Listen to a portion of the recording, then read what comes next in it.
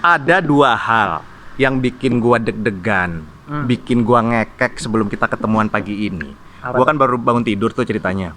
Bangun tidur, gua baca WhatsApp. WhatsApp grup di handphone gua kan ada beberapa WhatsApp grup, ya kan? Jadi ada yang menginformasikan berita bahwa ada kejadian tadi malam tuh baru tadi malam, sekitar gua nggak usah sebut jamnya lah.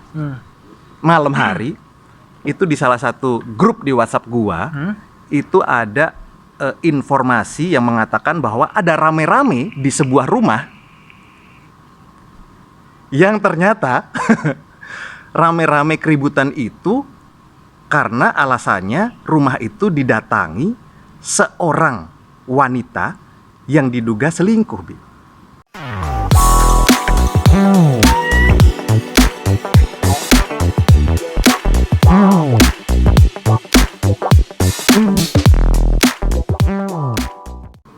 Seorang wanita diduga selingkuh. Iya. Seorang pria kali. Seorang wanita datang ke sebuah rumah ngelabrak Ya. karena dia diduga Dia menduga. dia dituduh. Nah, oh dia dituduh. Iya. Selingkuh. Si perempuannya ini. Iya. Terus dia karena merasa dituduh dia datang ke rumah itu. Iya. Rame ribut gitu. Nah, gua kan udah tua ya. Gua kalau dengar informasi kayak gitu kan suka deg-degan gitu bawaannya kan. Ingat masa lalu atau ingat apa yang terjadi. Gua nggak tahu kalau lu udah merasa tua atau masih muda gitu. Kalau dengar berita-berita kayak gitu kan, lu tinggal di satu komplek gitu kan, terus ada keributan, terus ternyata gila, ini keributan bukan sembarang keributan nih. Iya. Ada cewek atau cowok yang datang ke sebuah rumah terus ngelabrak itu gimana? Buat jantung lu itu gimana buat jantung lu? Si ceweknya ini ngelabrak laki-laki atau dia ngelabrak cewek lagi? Kayaknya sih si cewek itu ngelabrak sebuah keluarga kali, Bi. Ngelabrak sebuah keluarga yang menuduh dia selingkuh. Oh, jadi intinya ada satu keluarga yang merasa ada keluarga bukan dong, ada seorang cewek yang merasa dituduh selingkuh oleh keluarga gitu. yang didatangin sama dia Iya, ini. akhirnya dia masuk ngelabrak, Bri. Gitu. Ya, oke, Nah, oke, ini oke. mau gua kaitkan dengan usia gua yang udah tua gitu. Kalau gua baca hal-hal yang kayak gitu tuh suka deg-degan gitu bawaannya, tah. Suka Takut ada yang tiba-tiba datang ke rumah gitu. enggak, itu lu yang ngomong. Oh, gitu. Kalau lu denger berita-berita kayak gitu gimana sih? Sebenarnya Ingat masa lalu atau sebagai informasi saja bahwa beliau sudah berkeluarga, memiliki Dua orang putri yang yang cantik, istri yang juga cantik, dan harmonis keluarganya ya. Amin. Paling tidak sampai detik ini ya. Amin, insya Allah. Itu gimana? Jadi lu denger kayak gitu-gitu? kalau gue sih Kalau lu dengar, baca kayak gitu, anjis.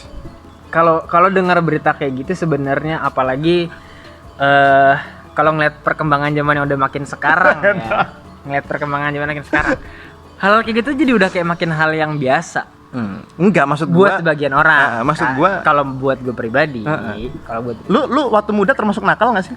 nakal gue. Nah, karena dengan berita kayak gitu kan. Gue nakal gue. Tahu-tahu tiba-tiba ada anak kecil yang datang ke rumah gitu kan, terus manggil Ayah. Gue sih jujur dulu ini muda ngobrol apa sih? gue muda gue emang nakal. Oh, Cuman nakal. beruntungnya gue kenakalan gue itu gue habiskan sebelum gue menikah. Oh iya. Jadi Ketika nikah stop. hampir lah. Maksudnya enggak semuanya ya. Masih ada beberapa ya kenakalan laki-laki lah. Oh iya. Kenakalan laki-laki yang masih suka nongkrong sama teman-teman lakinya gitu. Lu ngatur banget kalimatnya ya. Iya. Saya adalah tipe orang yang sekarang nih kita cari yang mana aja deh. Oh, iya. Jadi kalau ada berita kayak gitu lu tenang aja. Ini sih nggak akan terjadi kok di gua. Nggak akan ada seseorang yang masuk ke rumah gua dengan kayak gini. Enggak. Kalau untuk hal Beli putus Anda ya? Hah? Beli putus Anda ya? Itulah kenapa pepatah bilang kalau mau makan sate jangan piara kambingnya. Betul. Gitu. Gua nangis beneran. Iya. Jadi kalau mau makan sate ya udah, lo nggak usah piara kambing. Iya. Dewi, dia cuma bercanda. Ini udah skrip ya. Iya. Jadi ada skripnya di bawah Iya. ini. Jadi intinya gitu. gitu. Jujur sebenarnya gini, jujur ada beberapa teman-teman lah istilahnya ya. Ada beberapa teman-teman gue bilangnya apa ya? Mungkin telat nakal kali ya. Telat nakal. Terutama sama urusan perempuan. Oh. Gitu. Jadi Kalau misalnya kayak lu minum terus pulang tengah malam nongkrong sama teman-teman laki ya, nongkrongan segala macam. Kalau menurut gue itu masih kenakalan yang laki lah. Maksudnya kenakalan yang mungkin beberapa orang yang sudah berkeluarga ada yang masih itu udah nggak bisa ditolerir lah, tetap aja gitu. Ya lu harusnya udah berkeluarga tuh lu nggak usah kayak gitu-gitu lagi gitu. Cuman mungkin banyak juga laki-laki yang menurut gua dia udah berkeluarga tapi dia masih banyak menghabiskan waktunya sama teman-temannya gitu. Lebih banyak sama teman ketimbang sama keluarganya gitu. Jadi dia masih banyak kumpul sama teman-temannya, mungkin pulang sampai tengah malam, masih suka minum dan segala macam. Tapi kalau kenakalan itu menurut gua masih kenakalan laki pada umumnya. Oh gitu. Menurut gua ya, menurut gua. Gua nggak membenarkan hal ini. Iya. Tapi menurut Anda melakukan itu nggak?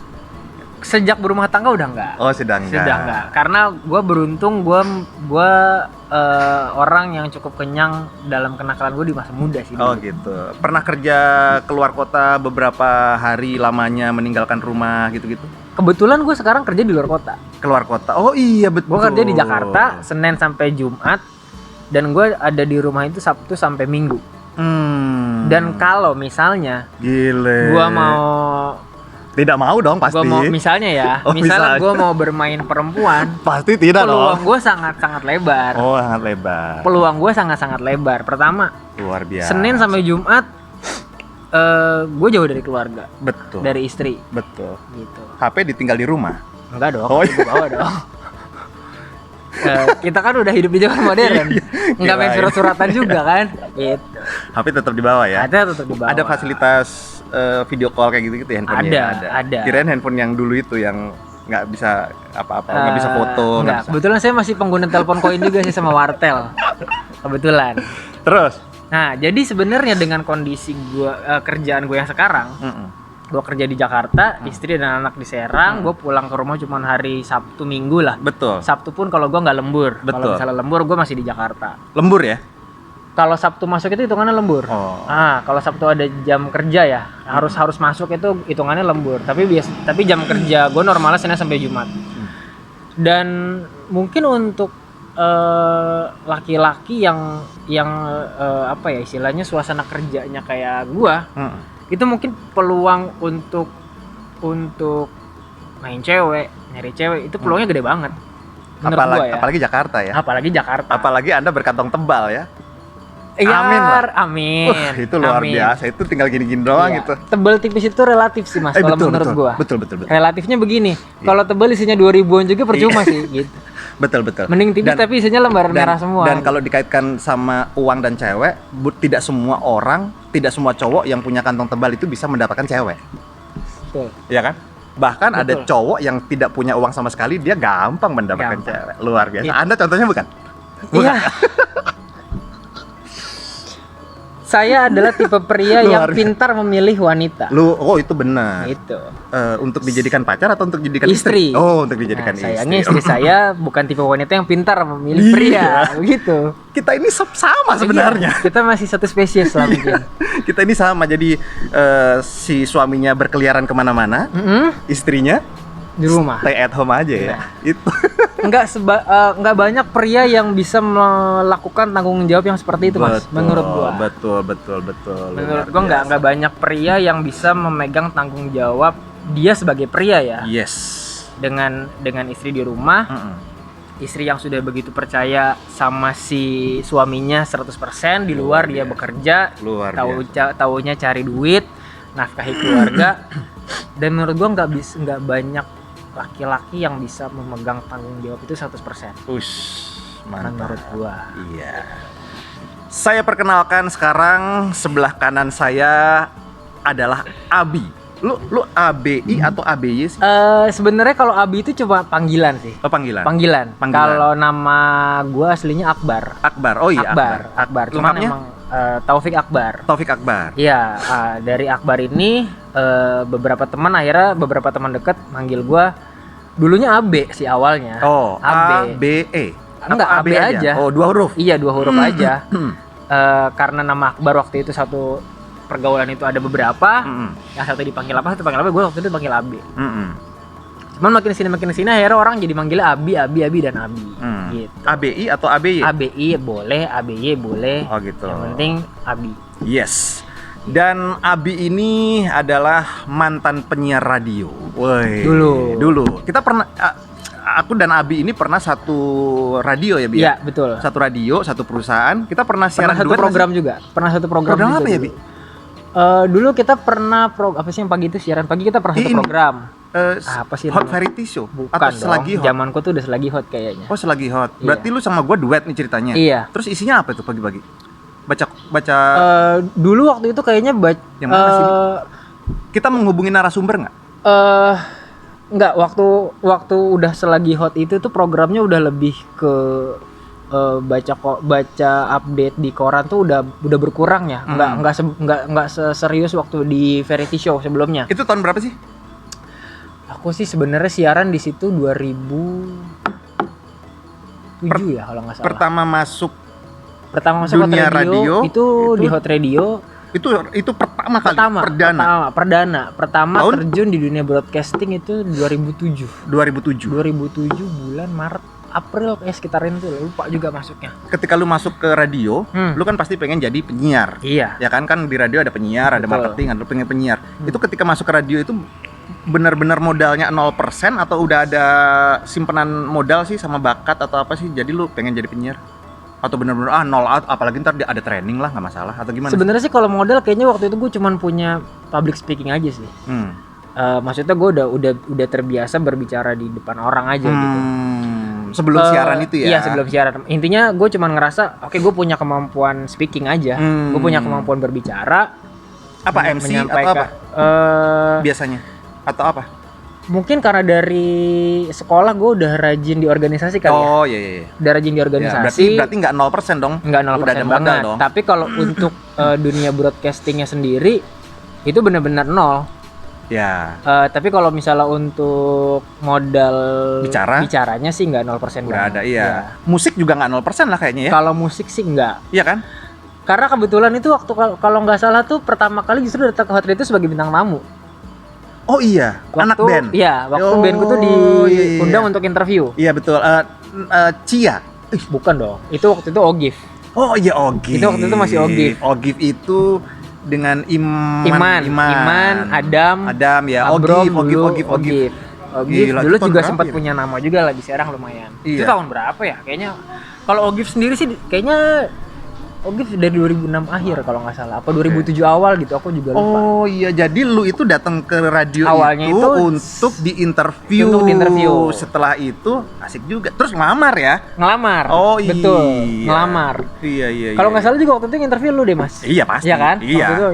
Interview tes, iya. Terus kalau nggak salah begitu selesai interview, kita sempat ngobrol tuh off the record, off air.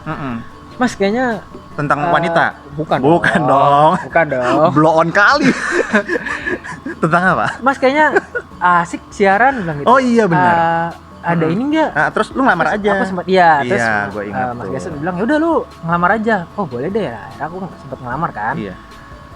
2 minggu atau 3 minggu kemudian gitu akhirnya aku dipanggil waktu itu buat interview dulu ya. Yes. Interview terus nggak lama habis itu take vokal ya. Mantap. Dan Abi ini punya program spesial yaitu Ekspresi.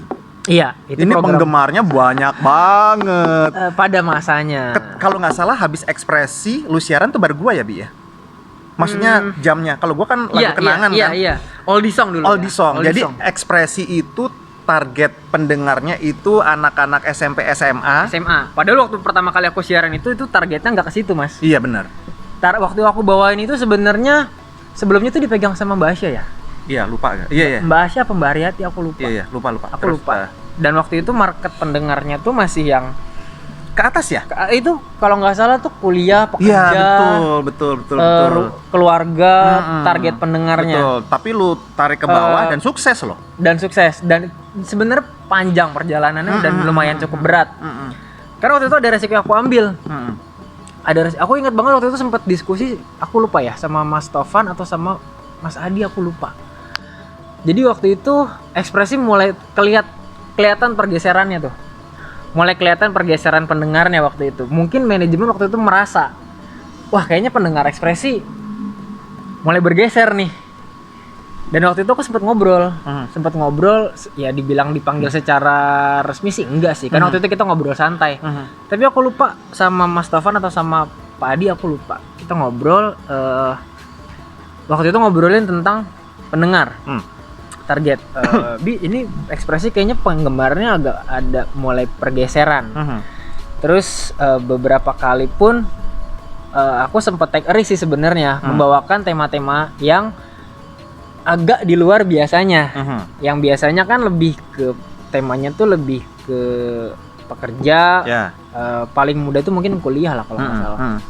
Ke keluarga, karena kan ekspresi itu program yang chill sebenarnya, program santai, ringan. Topik-topiknya juga ringan, tapi memang target marketnya waktu itu radio kita masih ke situ ya, masih targetnya tuh istilahnya menengah ke atas lah.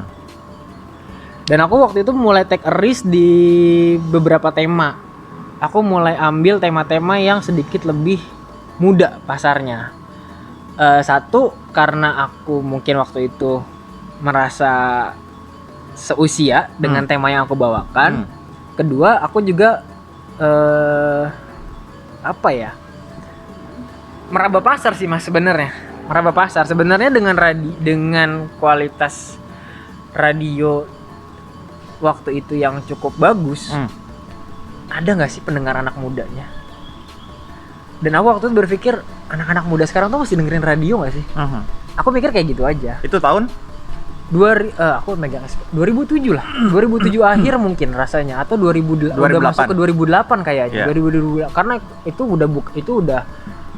udah lama juga aku pegang ekspresi gitu. Enggak langsung aku masuk ekspresi langsung aku ngerubah program itu begitu aja, enggak. Itu udah kayaknya udah lama jalan lah. Program itu udah sempat lama jalan.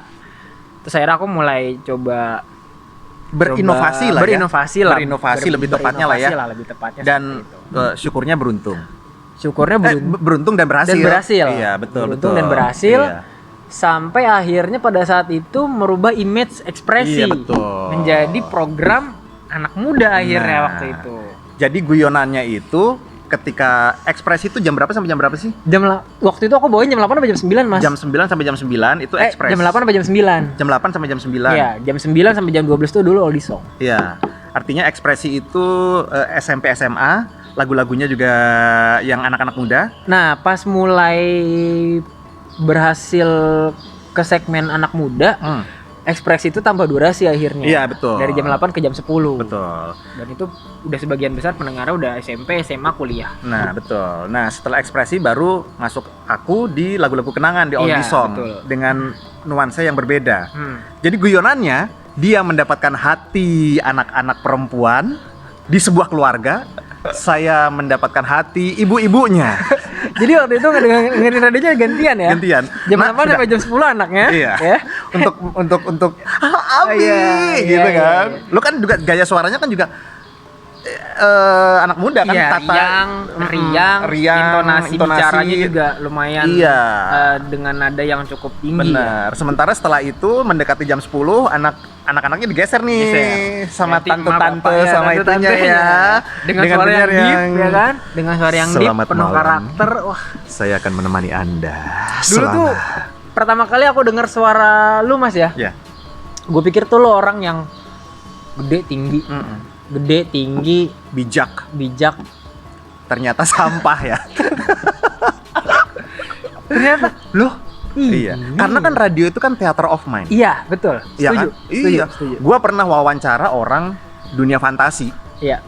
Pas dia masuk tol kan dia dengerin radio dulu kan. Si orang dunia itu kan. Iya. Dufan dunia fantasi Ancol. Terus dia ngedengerin radio, ya tadi itu ketika gua siaran kan gua yang mau wawancara dia. Wah gila Gasa ini pasti orangnya gede. Ketika ketemu Oh ini Mas Gesa. Oh, kok beda ya? Rusak kemana-mana gini. Tapi kalau menurut gua keberhasilan seorang penyiar tuh di situ, Mas. Di mana? Ketika penyiar bisa membawa imajinasi pendengarnya ke versi mereka masing-masing. Bukan keberhasilan penyiar adalah ketika dia berhasil datang ke rumahnya malam-malam untuk siaran secara private gitu ya. Oh, itu beda. Oh, itu Itu beda. Anda mendapatkan jodoh juga dari dunia radio. Ya, Saya ingat betul.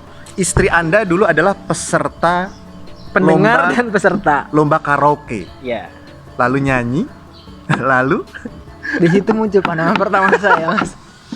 jadi Anda menikah sampai detik ini dengan penggemar Anda dong ya? Kan kalau dia pendengar kan berarti dia suka. Iya. Bisa dikatakan Iya, penggemar bisa lah. dikatakan begitulah. Penggemar. Kurang lebih. Iya. Kurang lebih begitu. Iya.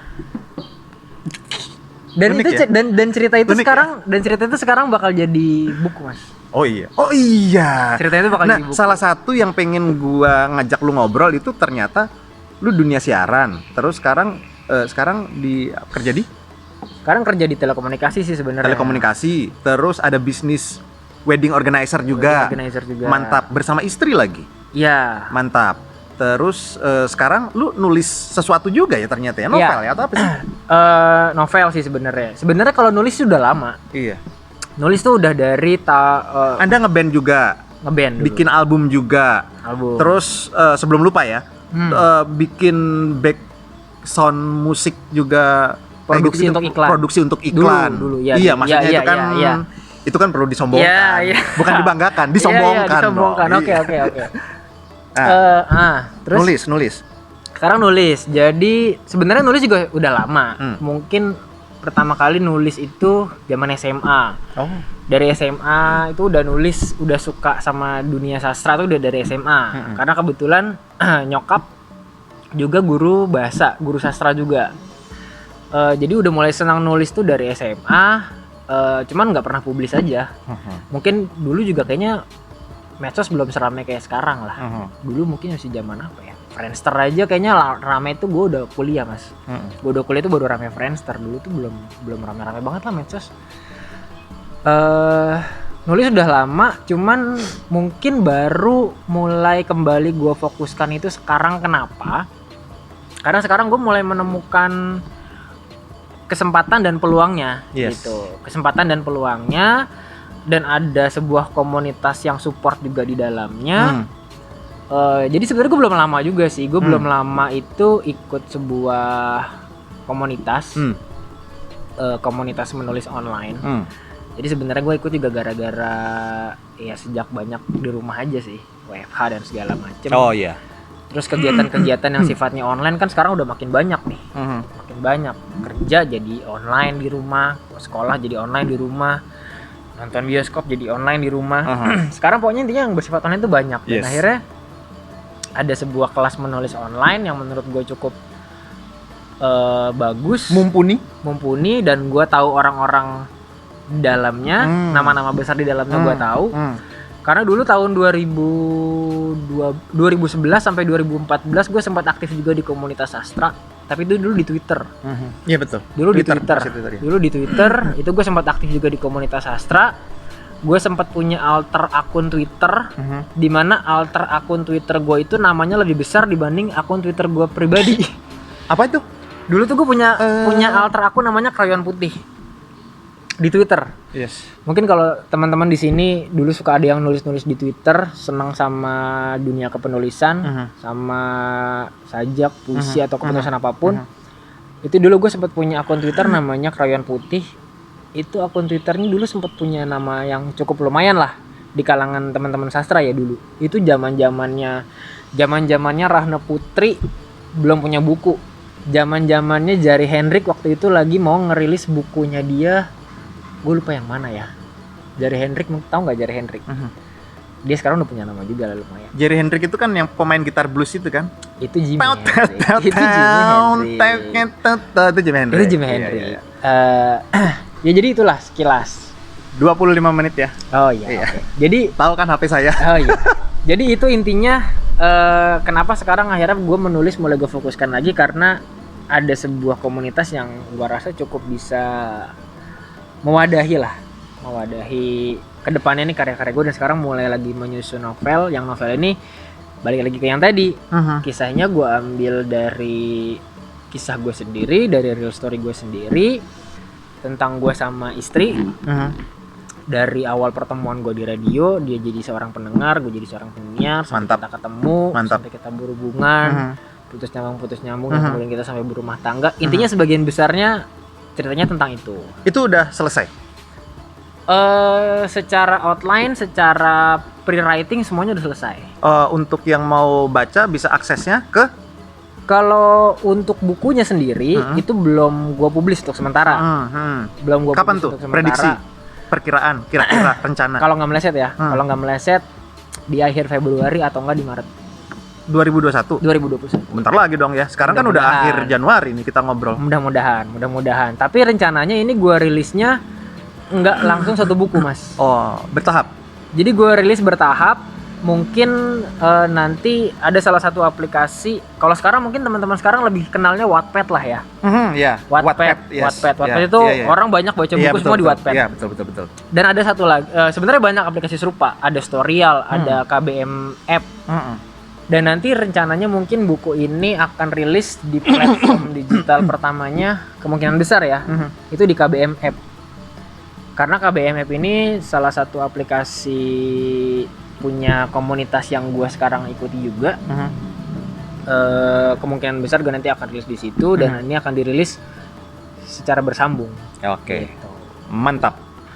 2 hal yang bikin ketawa dan deg-degan pagi hari ini. 31 Januari 2021. Yang pertama tadi itu kan, gue baca grup, ya kan. Yang kedua, yang bikin gua ketawa-ketawa dan deg-degan itu gua milih tempat. Di mana ya, cari tempat tutup semua kepagian cuy. Lu ngajak ketemuan tuh jam 6 pagi. Ya, gitulah. Jadi kita kan berada di Cipocok, pusatnya alam semesta kan. Iya. Jadi tempat ngopi masih tutup, tempat makan tutup. Gua ajak kemana, akhirnya gua baru inget kalau gua punya saham di Lesemar. Luar biasa. Mantap. Gua punya saham di sini. Tempatnya keren banget. Ya gua ajak aja. Udah lu cuy ke tempat gua aja lah. Gua invest di sana. Yang mau konten di sini keren lah. Keren ya. Dan ini ilegal ya.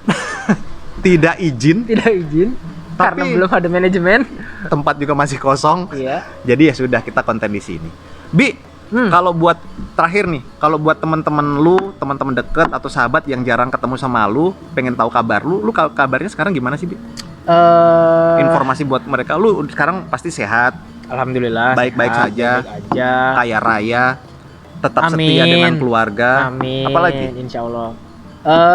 Kalau ada yang nanya, Abi nih, kabarnya gimana sih sekarang dia? Kalau gue sih mungkin, kalau akun Facebook sih ada masih. Apa tuh? Mas Akbar. Mas spasi Akbar. Cuman mungkin udah nggak seaktif dulu kali ya. Mungkin gue sekarang lebih aktifnya di Instagram. Apa? Sama Mas Akbar _. Jadi huruf kecil semua, Mas Akbar _.